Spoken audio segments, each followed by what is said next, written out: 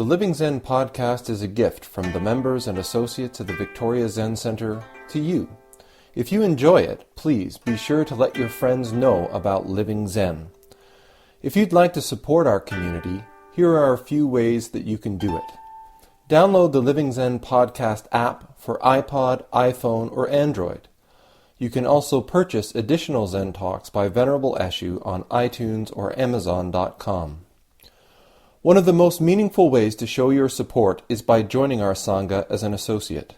Your commitment of $10 a month will ensure that offerings like the Living Zen podcast and our online e-Zendo will continue to be available around the world to everyone with an interest in truly living Zen.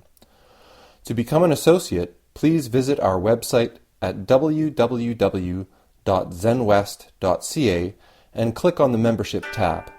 Thank you for your support. Mumonkan Case 45, Wuzu's Who is This Other? Wuzu said, Shakyamuni and Maitreya are servants of another. Tell me, who is this other? Wu Men says, if you can clearly distinguish this other, then it is like encountering your parent in the marketplace. You won't need to ask anybody whether or not you're right. Wu Men's verse says, doesn't draw another's bow, doesn't ride another's horse, doesn't discuss another's faults, doesn't explore another's affairs.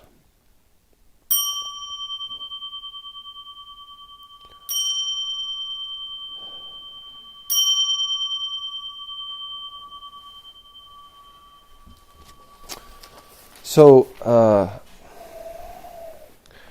this is a fairly straightforward case, but the talking about it makes it a lot more difficult. In fact, sort of looking at the various options for translation, I run into a problem with language generally, and that's particularly with English language, which is the requirement for these sort of subject, so much subject.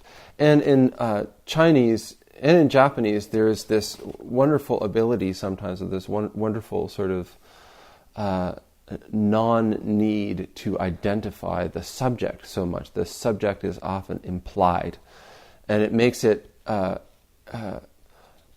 point or the question that's being posed by a koan is much more sort of just in the space, in the unspecified. But when you translate it into English, it becomes very difficult to do that without it sounding like weird or cryptic. And so there's a couple ways that we do it in English. And one translation I have of this case, it does it sort of one way, and another does it another way, and neither one are kind of satisfactory. So Wuzu is the same master that we find in Seijo's Cut in Two, the one about the husband and wife who run away and come back to find that she never left, or part of her never left. So Wuzu is this teacher that likes to use these very sort of subtle stories or subtle points to demonstrate the nature, our true nature, what we're really made up of, what we're really all about. Now, this case is quite difficult to talk about, I find, because we have culturally this very potent background of theism in our culture. And so this case can become quite slippery when I say Shakyamuni and Maitreya are servants of another. Because I think it's very easy, at least it's very easy for me, to sort of slip into what's this now? Or are we sliding this theism into Buddhism now, and this other is going to be God, right? Capital O, there's no A, capital A. Maybe it's not. But that's not what we're talking about in this. We come back to this fundamental point that's brought up over and over and over again in Buddhism, that we have as our capacity as human beings is limitless. When we talk about the word Buddha, not specific like Shakyamuni, the sort of historical Buddha, or not specific like Maitreya, like the Buddha who's supposed to come in the future. But when we talk about Buddha, the one who is awake, this is our nature. This is our fundamental capacity. And so when Wuzu says Shakyamuni and Maitreya are servants of another, tell me who is this other? Wuzu points directly to our fundamental nature, our original unified origin, completion. We talk about these Buddhas, the historical Buddha, and we talk about the prophesied Maitreya, who's often sort of indistinguishable from Putai or Hotai, the man with the fat belly on the Butsudan over there. The Christmas Buddha, I like to call him. Yeah. So these are specific Buddhas. These are the manifestation of this complete awakening, this completion.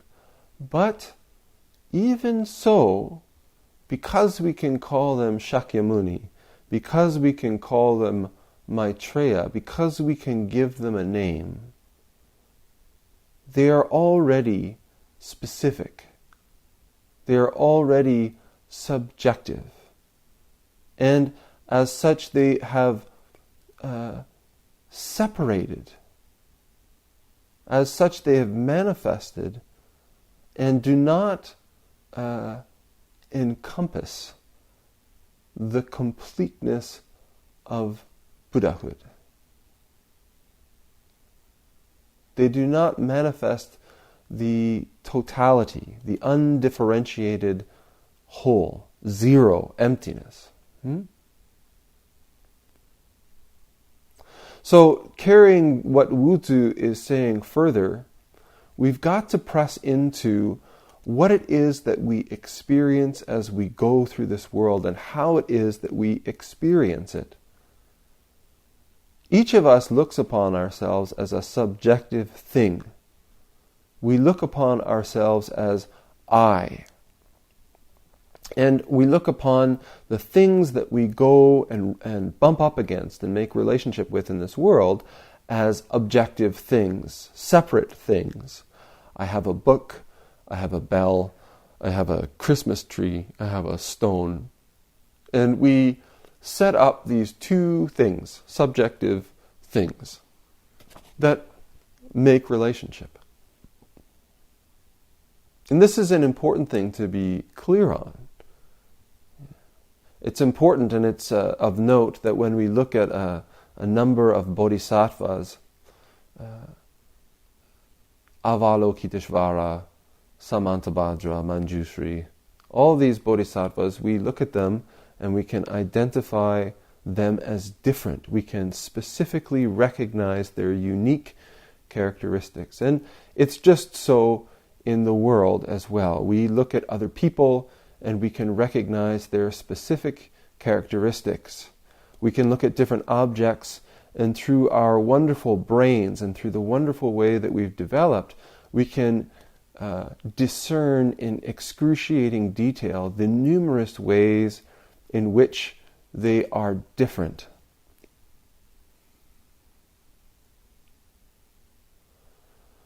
One of the wonderful things that science has enabled us to do, the scientific brain, the scientific mind, has allowed us to do, is to become clearer and clearer, more and more precise, more and more accurate in identifying these differentiations, these differences.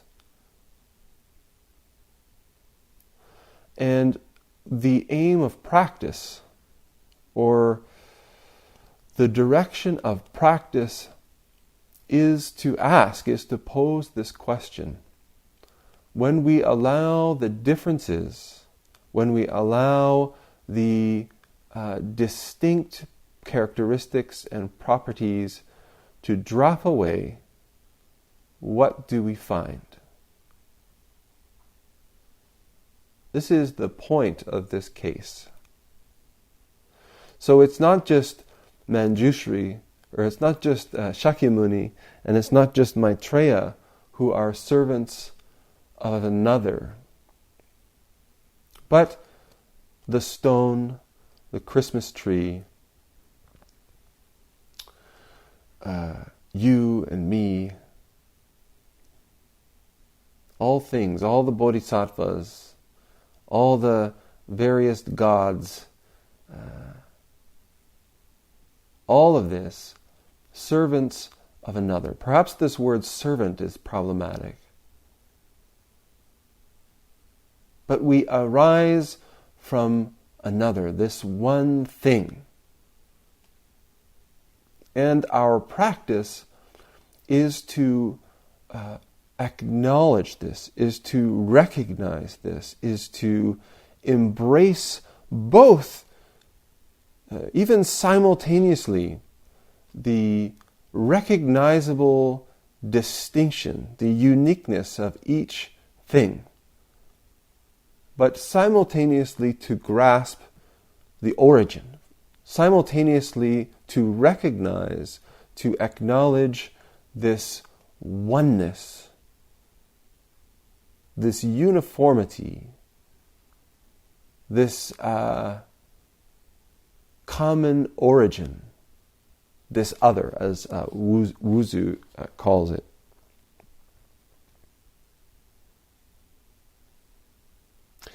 And of course, with a case, Wuzu asks us to demonstrate this. So tell me, who is this other? Wu Men's comment points this problem out, or this experience, I guess we could say, out. If you can clearly distinguish this other, then it is like encountering your parent in the marketplace. You won't need to ask anybody whether or not you're right. And I hope that we all are clear on this example. If you've ever gone to a very busy place to meet somebody, or even not to meet somebody, if you've ever been in a busy place and just minding your business, and somehow out of the corner of your vision you see a body and amongst the mass, amongst the crowd, that is a particular size, and it's moving in a particular way. Maybe the back is to you, but immediately you know that person. Maybe it's a family member, maybe it's a close friend, maybe it's a teacher. And although you see only a corner, you see the back of their head looking at something in the opposite direction, immediately there's this recognition. You know that person intimately. And this is what Wu Men is pointing to, is that we tend to walk through the world like a stranger in a marketplace that knows nobody. And we look at the world and the objects in it as if they were strangers, completely foreign to us. Never seen that guy before in my life. I have no connection with them. I have no relation to them. I have no understanding of them. I mean, this is the fixated I am position. And we can say that when we hold firmly to this position, we give rise to all of the suffering in the world. When we can fixate that I am a strange person in a strange environment and everything that I come across is strange to me, then my position is always one of accumulation. The belief that somehow I need to benefit myself, and even if that can take away, I can take away from somebody else. We see this all around the world right now, in politics, in relationships, in Zen centers. How do I benefit? Me or you? And what Wuzu, or Wumen, is pointing to in his comment, what Wuzu is pointing to in this case, is that when we recognize that these are not strangers, when we recognize that subjectively we may not know all about their distinctions, we may not know where they were born, who their parents were, if they had parents, one or two, what their sexual preferences are, what they like to eat. We may not know these things. And yet, if we come to recognize this other, already we recognize that we are one. We arise from a single origin. And if we're able to actually grasp that, if we're actually able to deeply experience that, then our relationship with them transforms miraculously, spontaneously, instantaneously. For while they are a stranger, while they seem different, there is this fundamental family recognition. There is this recognition that we are one, that our experiences are not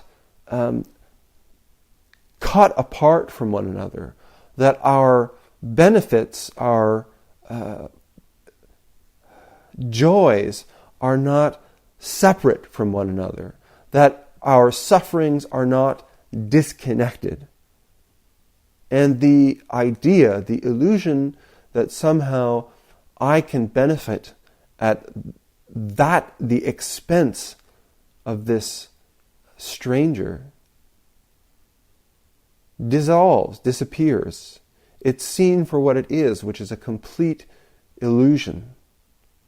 In Buddhism, we talk about this teaching, praticca samuppada, interdependent origination. And that's what this case is pointing to. We arise together. We are born of the same parents, if you like. The activity of plus and minus. We arise from one origin. And in Zen practice, it's easy to understand this. It's maybe even easy to recognize this conceptually. But we find that as long as it's a conceptual realization, that as we go through our lives, as we walk down the street, our habit, our tendency to break things off into separate chunks remains very strong. So we can come to the Zen Center and listen to a talk and say, oh yes, just so. We can breathe in and breathe out the self and look at a flower and say, yes, completely arising from the same source. Wonderful. And then in the car on the way home, we get cut off, and just like being cut off, this habit of distinguishing things inside and outside, subject and object, family and stranger, just drops in. And the intellectual, conceptual understanding cannot hold us, cannot root us in the manifestation of our life, and we fall into, that jerk, I'll get him. And we run into trouble.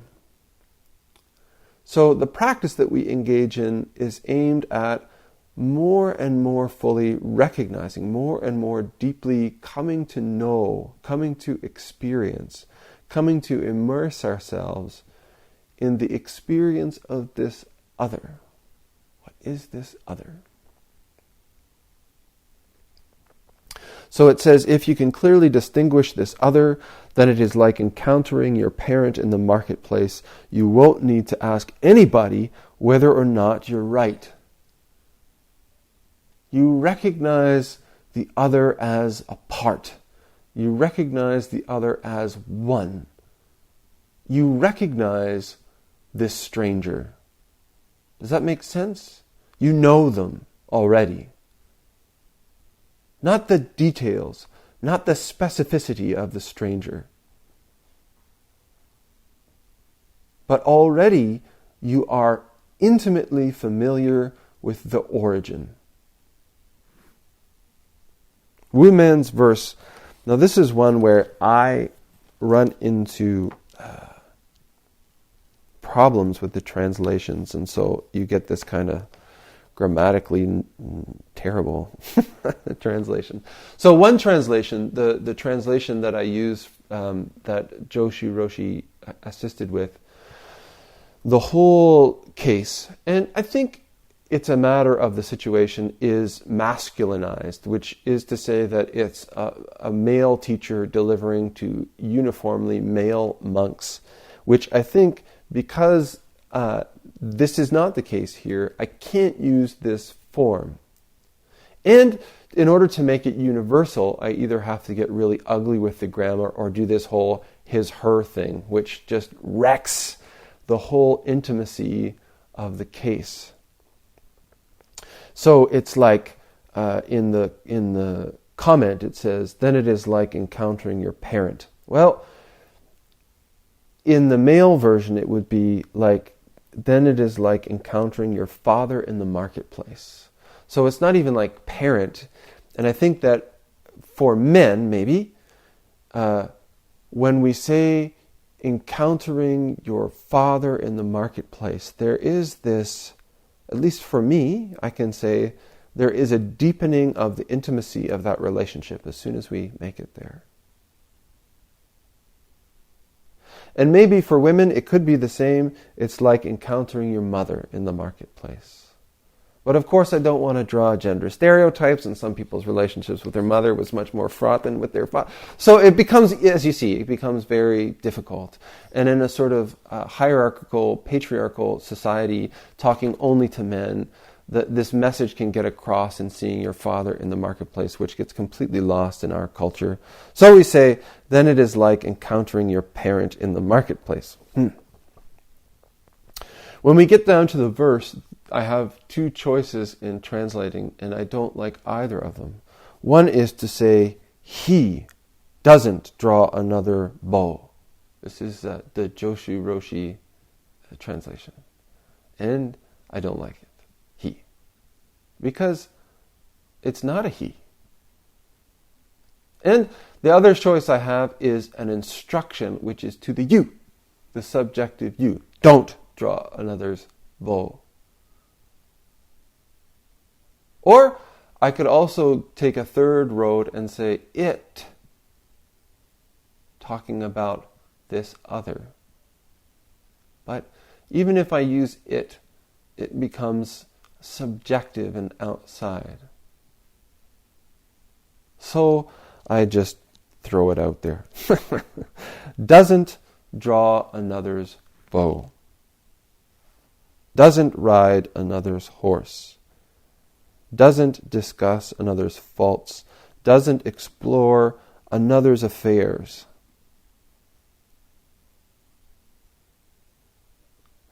And what this is talking about is really recognizing the intimacy and the immediacy of the things that we do in this life. Talking about drawing another's bow. Maybe to modernize this, we can say, don't eat another's food, or this other doesn't eat another's food. So even if somebody gives you food, or someone says, here, take some of my food, how can you do that? From the perspective of unification, we have to recognize the responsibility. As soon as we take up this life, all that we are engaged in is not that of somebody, some specific subjective other. It's not separate. It is this unified activity. So when we are engaged in something, we borrow a book, we borrow something from somebody else. We have to recognize that in the moment that we use it, there is no subjective other. We cannot treat this thing like, oh, it's just so-and-so's. It becomes ours. Now, I'm not endorsing you saying, oh, that book you lent me, well, now it's mine. This is not the ours that I'm talking about. It's not the mine that I'm talking about. It does not become the subjective self's mine, but it is recognized, it is embraced intimately as already not being separate from. How we treat things starts to become more equal. It doesn't matter whose it is. It doesn't matter who picked it up and paid for it. Not only is it not another's, it isn't another. It is nothing other than our self, our true self. Doesn't ride another's horse, or doesn't drive another's car.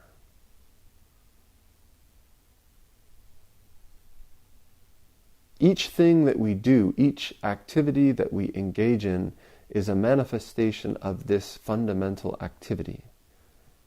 Each object that we take up, each person that we interact with, as Wuzu says, is a servant of this other, or we can say is a manifestation of the origin.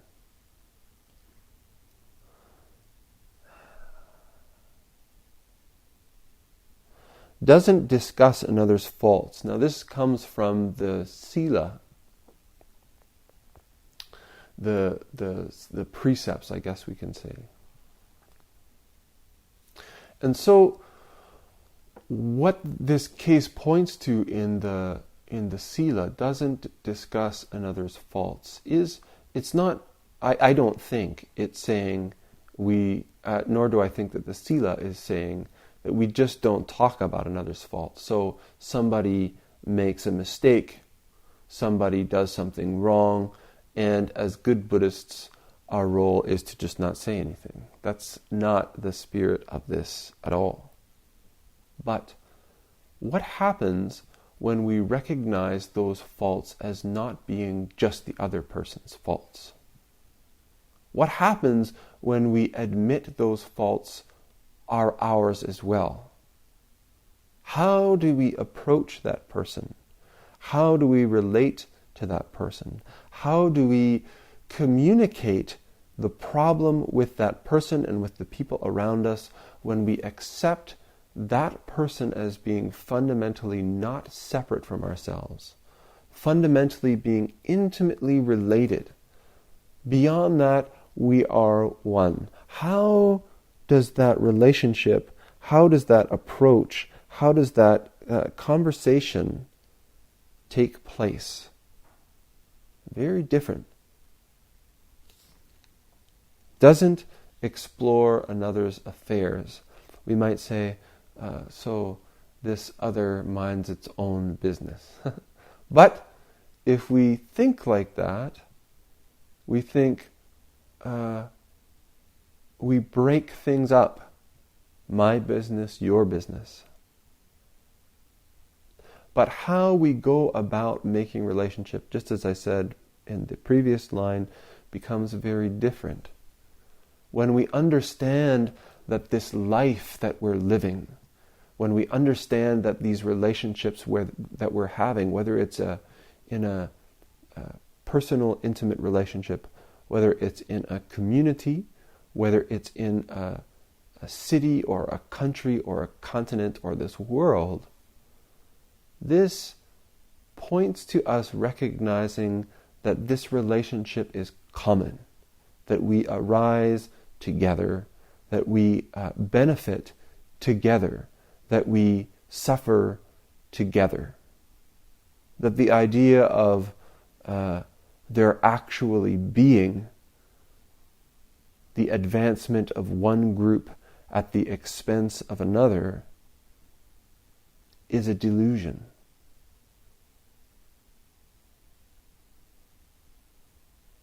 This is what this is pointing to. Now, what this case drives at, or what this case demands of us, is for us to take this teaching, these words, and to deeply grasp the experience, to realize this, to awaken to this unifying commonality, to recognize our true nature, to awaken. This is the demand of this case. So it's a very simple one. It's a simple thing to ask. Wake up!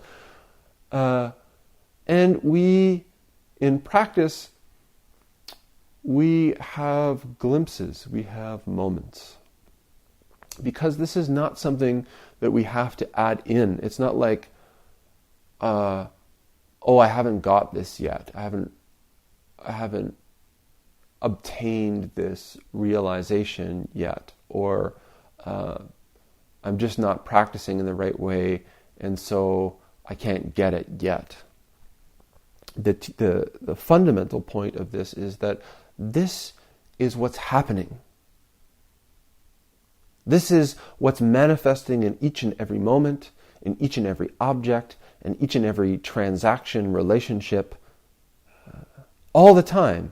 There is nothing else at base happening. The practice is not to discover anything new.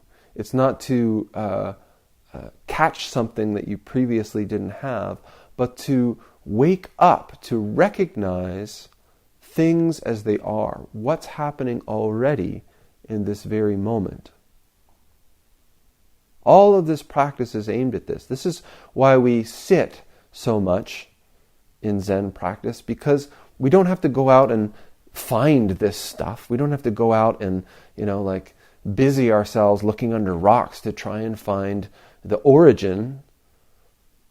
Because if we just sit here, all of the senses, all of the experiences, the feeling of wind on our skin, the sound of birds in the trees, the smell of incense, all of these things arise from this origin. And all we have to do is recognize it. Going forward into our lives, and maybe, hopefully, at some point in our practice, we have this unquestionable experience. Whether that's to the sound of a bird, whether that's an interaction with another person, maybe that's a bite of food that we have, where suddenly there is this recognition that these are not separate. There is this familial recognition, which, as Wumen says, you don't need to ask anybody whether you're right or not. There is this unquestionable recognition. The flower and I are one. The tree and I are one. The stone and I are one. This food and I are one. And to explain it is brutal. It's completely ineffective. The experience it changes you. It changes your entire life. And this is what we're driving at. This is what we're doing when we sit. is recognizing that transformation, awakening, comes not from the conceptual understanding of Buddhism, or we'd have universities full of Buddhists, but from the realization, the experiential realization of what these teachings are pointing at. Thanks for listening to the Living Zen podcast. If you follow Living Zen through iTunes, I would very much appreciate it if you would take a moment to let me know what you think about it by rating or reviewing the podcast, so that new listeners can also hear what you have to say. Thank you for your time and for your support.